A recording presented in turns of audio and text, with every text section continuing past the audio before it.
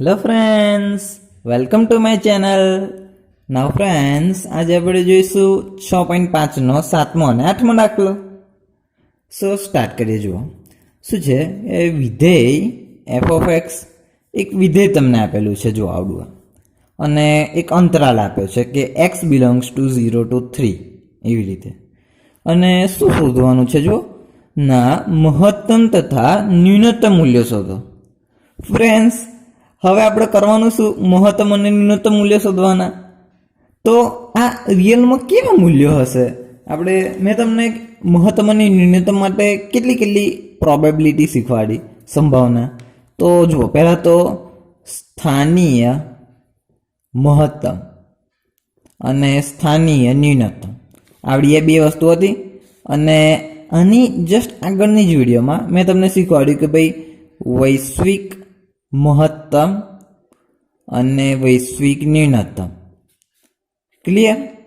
તો ફ્રેન્ડ્સ, તમે હવે કન્ફ્યુઝ ના થઈ જતા કે સર આપણે આવડો કન્સેપ્ટ અહીં વાપરવાનો કે પછી આવડો કન્સેપ્ટ વાપરવાનો અહીં આગળ, કયા કન્સેપ્ટથી આપણે આ દાખલો ગણવાનો? તો ફ્રેન્ડ્સ, મેં જે આની આગળની વિડીયો હતી ને, આની આગળની, એની મેં લિંક ડિસ્ક્રિપ્શનમાં મૂકી દીધી છે, એ તમે જોઈ લેજો. મેં એની અંદર આ જે વૈશ્વિકવાળો જે કન્સેપ્ટ હતો ને, એકદમ ક્લિયરલી સમજાવેલો છે. અને એનો દાખલો કઈ રીતે ગણવો ને એ પણ મેં સ્ટેપ બાય સ્ટેપ એમનો લખેલું છે. ક્લિયર? તો હું તમને પહેલાં બતાવી દઉં કે જ્યારે આવું હોય ને, કે તમને આવું આપ્યું જ નથી કે ભાઈ વૈશ્વિક કે મહત્તમ એવું કંઈ આપ્યું જ નથી, તો તમારે અંતરાલ ઉપર જોવાનું. ક્લિયર? જો અંતરાલ આપેલો હોય, અંતરાલ તમને આપેલો હોય, અંતરાલ એટલે ખબર ને, આવી રીતે 0, 3, પછી 1, 2, 5, 9, આવી રીતે કોઈ આપેલું હોય ને અંતરાલ, તો તમારે દરેક વખતે આ ટ્રીક વાપરવાની, વૈશ્વિક મહત્તમ, વૈશ્વિક ન્યૂનતમ, આ બંને વસ્તુ શોધવાની. પણ જો અંતરાલ આપેલો જ ના હોય, તમને ખાલી આટલી જ વસ્તુ આપેલી હોય, તો તમારે શું શોધવાનું? સ્થાનીય મહત્તમ અને સ્થાનીય ન્યૂનતમ. ક્લિયર? આપણે સ્થાનીય મહત્તમ માટે, આ સ્થાનીયવાળા માટે ખબર છે ને, બે ટ્રીક વાપરતા હતા. આવડીએ પ્રથમ વિકલિત કસોટી અને આવડીએ દ્વિતીય વિકલિત કસોટી. ક્લિયર? તો સ્થાનીય માટે આ બંને કસોટીઓ હતી. સ્થાનીય માટે મેં તમને બતાવીને બે. અને વૈશ્વિક મહત્તમ માટે તો મેં તમને કહ્યું ને આગળની વિડીયોમાં, એ લિંક ડિસ્ક્રિપ્શનમાં છે. તમારે જો જોવું હોય તો હું તમને થોડુંક ઓવરવ્યૂ આપી દઉં છું એ ટેકનિકનું, કે ભાઈ એ ટેકનિકમાં આપણા વૈશ્વિકવાળા કન્સેપ્ટમાં દાખલો કઈ પેટર્નથી ગણાય એમ. પહેલાં તો તમને એક વિધેય આપ્યું છે. જુઓ, વિધેય આપ્યું છે, આવી રીતે આપ્યું છે ને. પછી શું? તો એનું આપણે વિકલન કરવાનું. તો આપણે એનું વિકલન કરી દઈશું. એ પછી વિકલન કર્યા પછી ને ઢાળ 0 લઈ લેવાનું, એટલે એફ ડેશ એક્સ 0 લેવાનો, તો એક્સની વેલ્યુ મળશે. અને જે એક્સ મળ્યો એ બસ, એ જે એક્સ મળ્યો એ આપણા વિધેયની અંદર મૂકી દેવાનો. ધારો કે અહીં 1, 2 અને 3 મળ્યો એક્સ, તો વિધેયની અંદર f(1), f(2) અને f(3) મૂકી દેવાનો. અને આન્સર શોધી લેવાનો કે ભાઈ સૌથી મોટી વેલ્યુ આ છે, તો વૈશ્વિક મહત્તમ કિંમત આ થઈ. સૌથી નાની વેલ્યુ આ છે, તો વૈશ્વિક ન્યૂનતમ કિંમત આ થઈ. આવી રીતે આ પેટર્નથી આપણે દાખલો ગણવાનો છે. ક્લિયર? અને મેં તે વખતે સમજાવેલું કે પછી અંતરાલ હોય આવી રીતે તો વૈશ્વિકવાળો કન્સેપ્ટ વાપરવાનો, અંતરાલ ના હોય તો સ્થાનીય મહત્તમ અને સ્થાનીય ન્યૂનતમ આવડો કન્સેપ્ટ વાપરવાનો. Clear friends? ક્લિયર થઈ ગયા ડાઉટ તમારા? સો હવે સ્ટાર્ટ કરીએ. જુઓ, તો ફ્રેન્ડ્સ, આની અંદર આપણે વૈશ્વિકવાળો કન્સેપ્ટ વાપરવાનો છે. તો પહેલાં તો હું વિધેય લખી દઉં જે આપ્યું છે.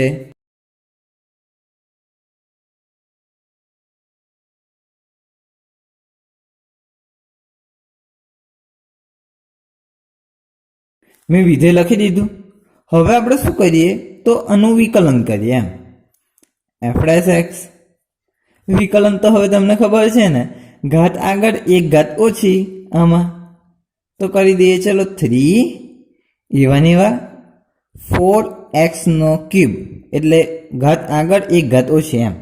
પછી -8 3x² + 12 2x⁻1 -48 એક્સનું શું થઈ જાય 1 થઈ જાય તો 1 પ્લસ 25 કોન્સ્ટન્ટ છે જો ફ્રેન્ડ્સ એટલે 0 તો આ સાથે આપણે વિકલન પણ કરી દીધું તો આમ થોડુંક સારું દેખાય ને એટલે આમ નીચે એક લખી દો સારી લાઈનમાં કે ભાઈ 4 તારી 12 એક્સ ક્યુબ 8 તારી 24 એક્સ સ્ક્વેર 12 દુ 24 એક્સ અને 48 એ આપણા કોન્સ્ટન્ટ છે જો મેં મસ્ત રીતે લખી દીધું હવે આપણે શું કરવાનું તો ઢાળ 0 લેવાનો ઢાળ એટલે ફ્રેન્ડ્સ આપણો એફ ડેશ એક્સ એ 0 લઈ લેવાનું તો લઈ લઈએ જો કે ભાઈ F dash x equal to 0 લેતા આપણે મેં તમને સમજાવ્યું ને પેટર્ન કઈ ફોલો કરું છું હું આવડી પેટર્ન ફોલો કરું છું આવડી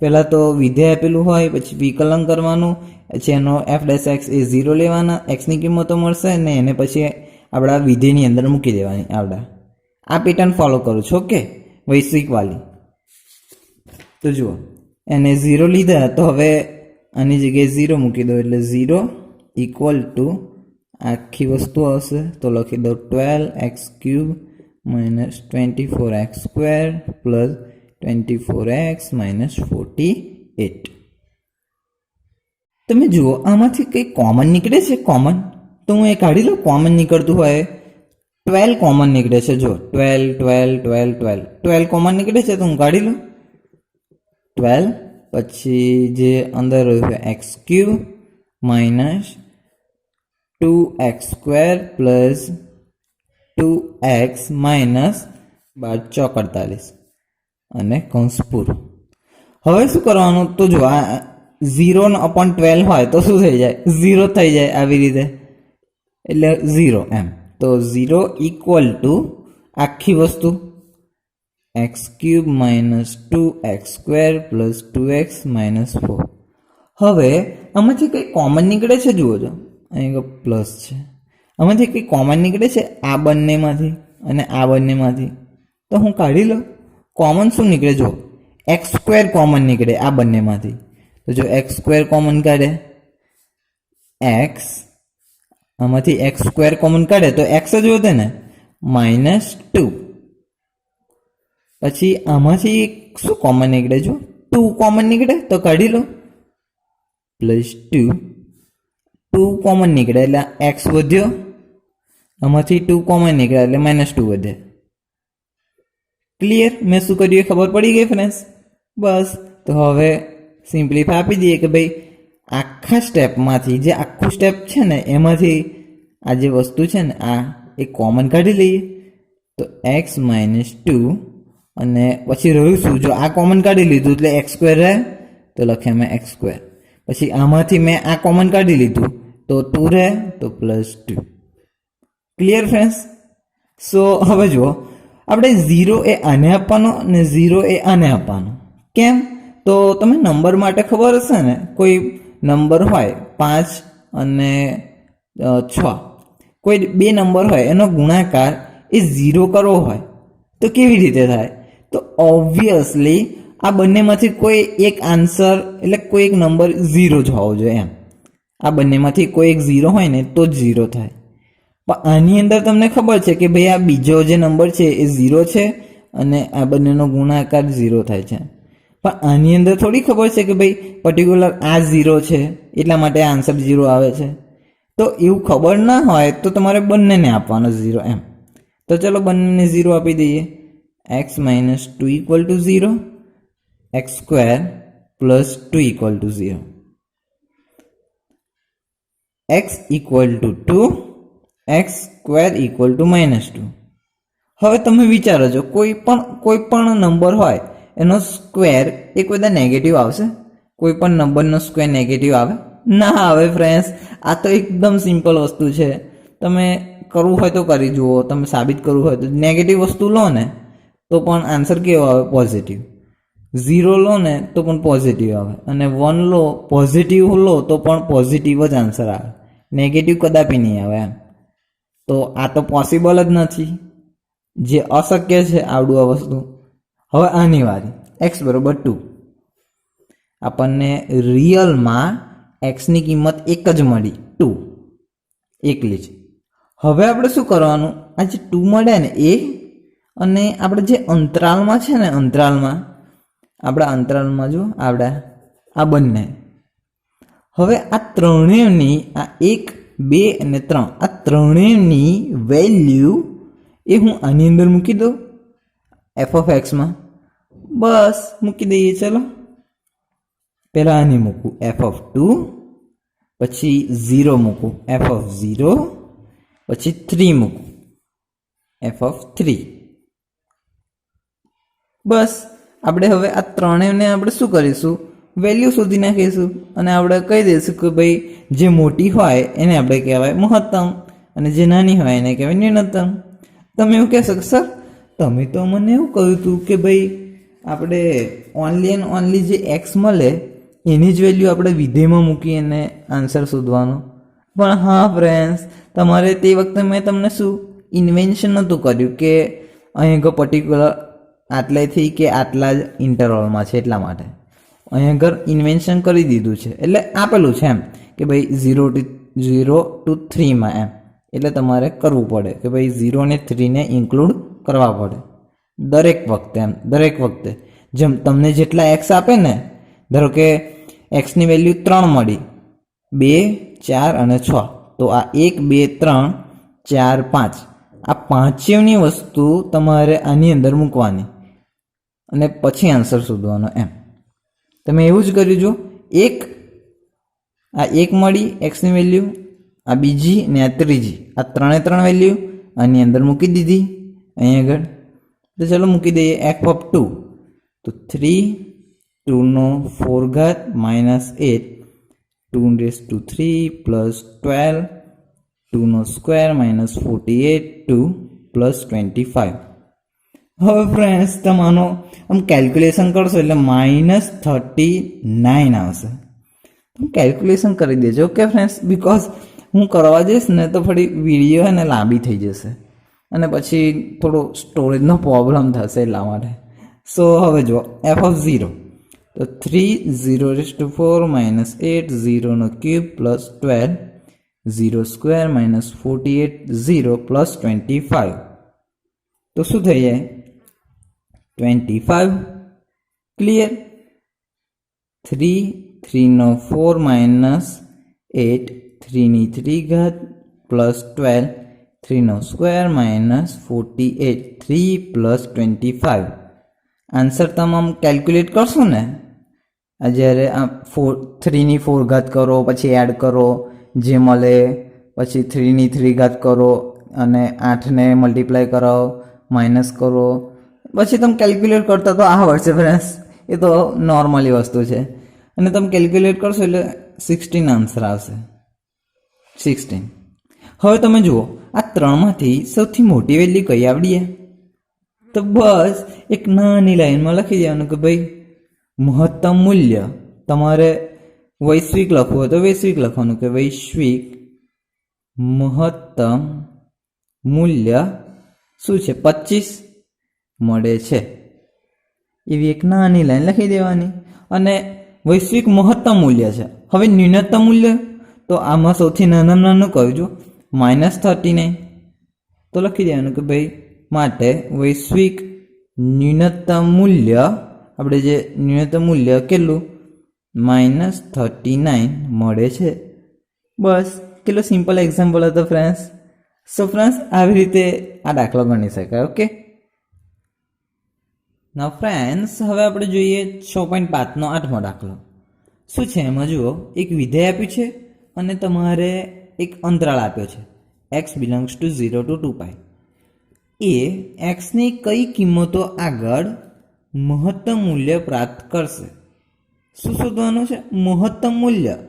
હવે ફ્રેન્ડ્સ મેં તમને આગળ કહ્યું ને, એક વિધેય આપ્યું હોય, અંતરાલ આપ્યો હોય તો શું કરવાનું? વૈશ્વિક વાળો કોન્સેપ્ટ વાપરવાનો. બસ વાપરી દઈશું. જુઓ વૈશ્વિક વાળો કોન્સેપ્ટ. પહેલાં તો આપણે શું કરીએ, જે વિધેય આપ્યું છે ને એડું એ લખી દઈએ. જો f(x) = sin x, sin 2x છે સોરી. હવે આપણે શું કરીએ, એનું વિકલન કરવાનું. તો જુઓ f(x) = sin નું વિકલન શું થાય? cos 2x cos 2x. હવે તમે ચેઇન રૂલ વાપરવાનો ને તો sin 2x નું cos 2x કર્યું. હવે sin ને દબાઈ દો. 2x નું શું થઈ જાય? 2x નું 1. આપણે ચેઇન રૂલ વાપર્યો તો જો ઓલ ઓવર શું થયું? 2 cos 2x. આપણે વિકલન કરી દીધું. હવે ઢાળ 0 લેવાનો. ઢાળ એટલે આપણો f dash x. તો f dash x equal to 0 લેતા આપણે 0 લઈ લીધો અને 0 મૂકીએ તો ચલો 0 ઇક્વલ ટુ આની સામે બાજુ શું છે? જો 2 cos 2x. 2 cos 2x. હવે આ 2 ને છેદમાં આપીએ એટલે 0 થઈ જાય એટલે cos 2x. આવું આપણે વધે. હવે ફ્રેન્ડ્સ આપણે આમ કન્ફ્યુઝ થઈ જવાય ને, આમ એમ નવું જોઈએ આપણે તો કન્ફ્યુઝ થઈ જવાય.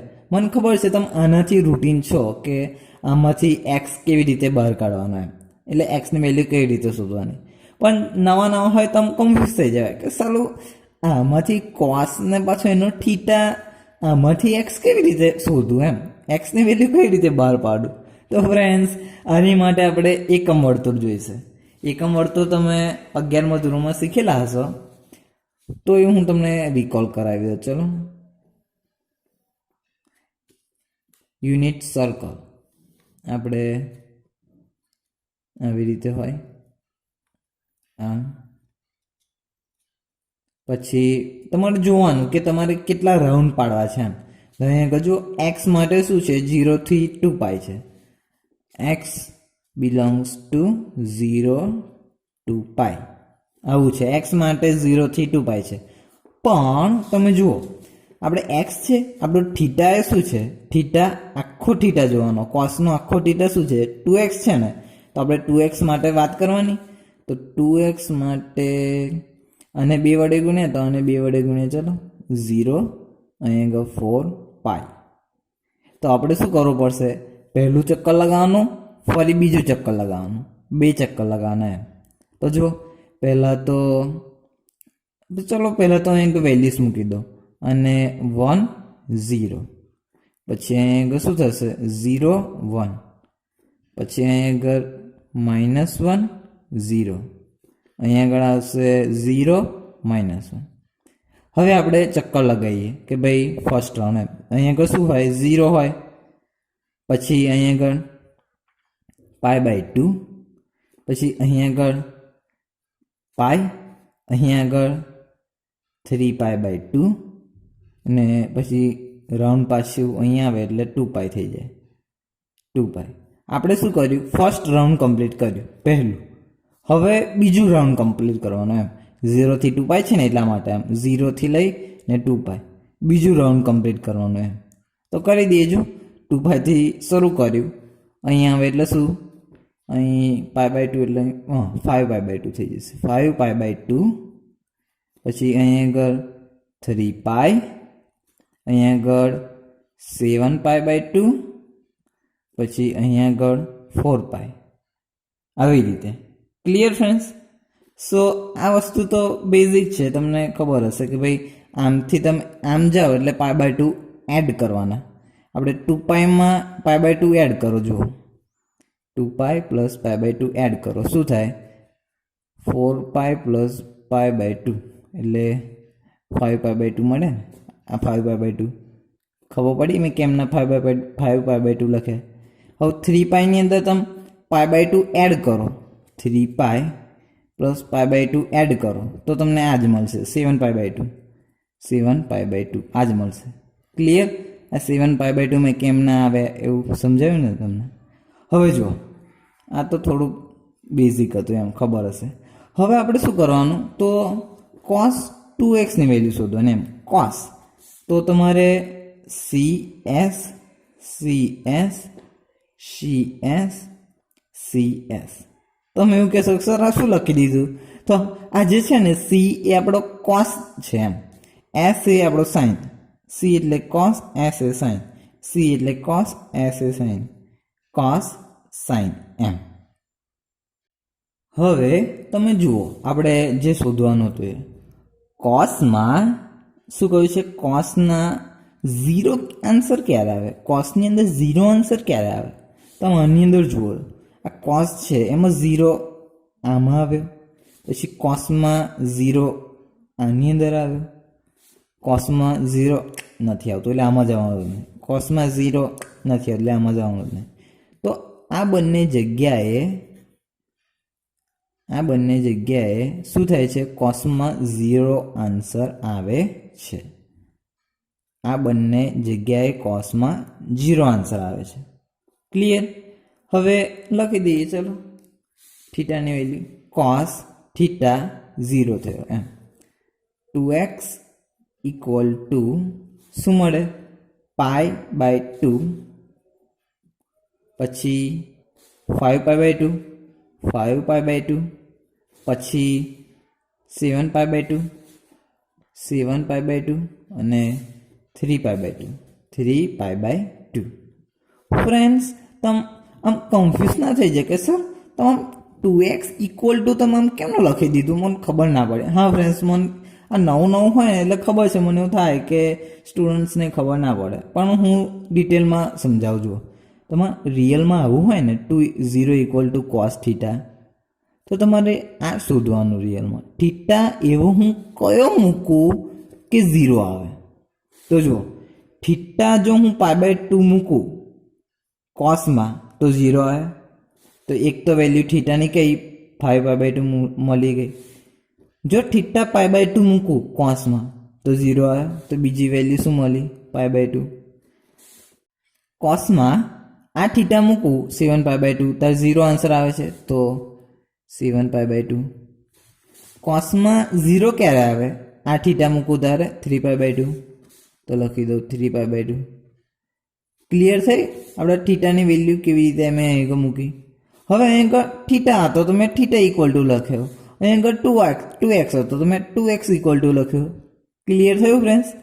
આ તો થોડું આમ 2x હોય ને એટલે તમને આમ ઓકવર્ડ લાગે, બાકી થીટા હોય ને એટલે તમે ઇઝીલી સમજી શકો. હવે ચલો, x આપણે શોધવાનો શું હતો? x જ ને, તો x આપણે લખી દઈએ.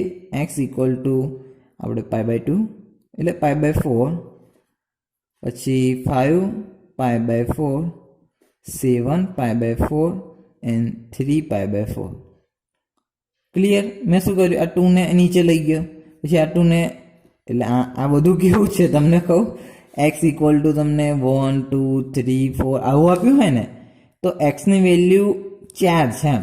x equal to 1, x equal to 2, x equal to 3, x equal to 4 આવું હોય છે. સમજી ગયા ને? તો બસ મેં અલગ અલગ નથી લખ્યું, ડાયરેક્ટ લખી દીધું, ભાઈ 2 ને નીચે આપી દીધા. તો xની વેલ્યુ આપણને 4 મળી ગઈ. ચલો, અને આપણે આ જે હતું ને x બિલોંગ ટુ 0 to 2π, તો આ 4 અને 0 થી 2π કુલ ટોટલ શું થશે? 6 વેલ્યુ થશે. 6 વેલ્યુ, તો આ 6 વેલ્યુ એ આપણા વિધેયમાં મૂકી દઉં, અને પછી જોઉં કે જે મોટી વેલ્યુ આપે એને કહી દેવાનું કે ભાઈ મહત્તમ મૂલ્ય મળી ગયું એવડું એ. તો બસ આપણે મૂકી દઈએ. જો ને f ઓફ, આનાથી શરૂઆત કરીએ, π/4, f ઓફ π/4, પછી 5π/4, f ઓફ 5π/4, પછી આવડું f ઓફ 7π/4, પછી આવડું f ઓફ 3π/4. ચલો, આ 4 વેલ્યુ મેં મૂકી દીધી આપણે વિધેયમાં. હજુ આપણા અંતરાલની વેલ્યુ રહી ને, આપણા અંતરાલની એ પણ મૂકી દઉં, 0 અને 2π. f ઓફ 0 અને f ઓફ 2π. હવે આપણે શું કરીએ તો જુઓ, આ બધાની વેલ્યુ શોધી નાખીએ. આમ આ બધાની વેલ્યુ શોધી નાખીએ.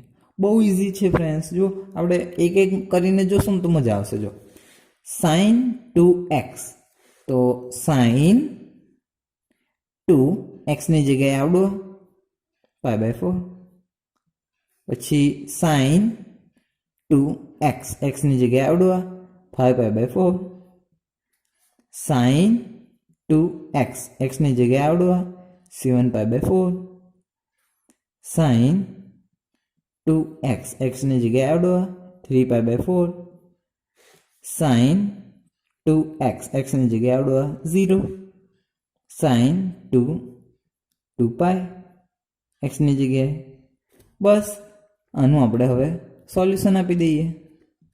હવે જુઓ સાઇન આ 2 અને π/2 એટલે 2 કેન્સલ એટલે સાઇન π/2 થઈ જશે ને.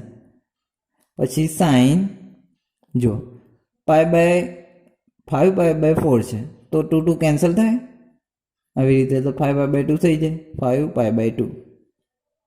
પછી સાઇન આમાં પણ 2 કેન્સલ જ થઈ જશે બધે. જુઓ 7 π/2 થઈ જશે સાઇન 7 π/2 એમ. અહીં પણ 2 કેન્સલ એટલે સાઇન 3 π/2. અહીંયા આગળ તો 0 થઈ જશે સાઇન 0. અહીંયા આગળ સાઇન 4 π. આની વેલ્યુ હવે શોધી નાખવાની.